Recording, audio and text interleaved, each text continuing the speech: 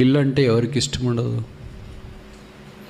ముఖ్యంగా middle class వాళ్ళు ఉద్యోగం వచ్చిన తర్వాత కలలుగానే అదే ఒక సొంత ఇల్లు ఉంటే బాగుండు అని.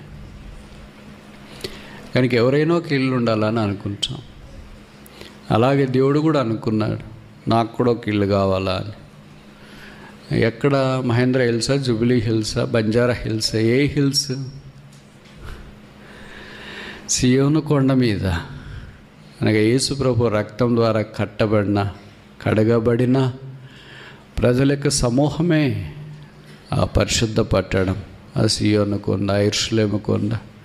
కొత్త నిబంధనలు ఇవే మనకి జ్ఞాపకం చేయబడుతుంది.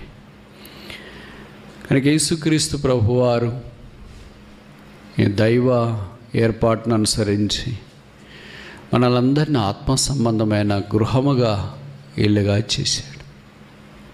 అది యేసు ప్రభు రక్తము ద్వారా జరిగిన ప్రక్రియ. యేసు రక్తం లేకపోతే ఇలాగ చేరవచ్చడం అసంభవం.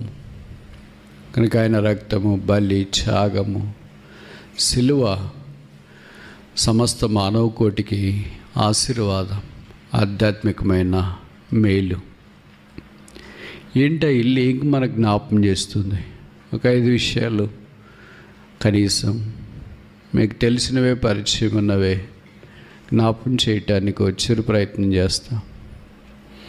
మొదటిది, ఇల్లు అనే కాన్సెప్ట్, దేవుని ఇల్లు అనే కాన్సెప్ట్.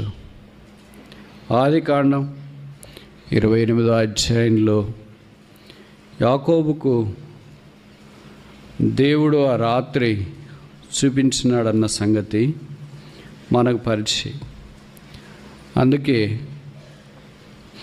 ఆ ఇంటికి ఆయనే పేరు పెట్టాడు. జెనసిస్ చాప్టర్ 28:17, ఆదికాండం 28:17.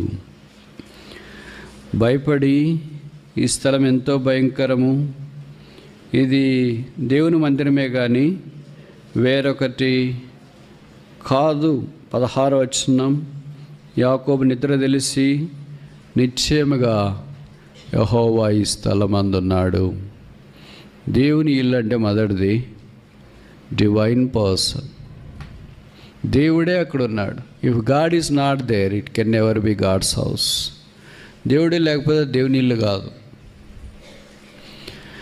నిశ్చయముగా, అష్యూరెడ్లీ, ష్యూర్లీ ఉన్నాడో లేదో తెలియదు అని కన్ఫ్యూషన్ మైండ్తో చెప్పేవాడు కాదు. నిద్రలో ఉన్నాడులే ఏదో చెప్పేసాడా అనుకోవటానికి వీల్లేదు. ఆయన నిద్రలో ఉన్నా, నిద్ర తెలిసి లేచినా ఆయన నోట్లో నుండి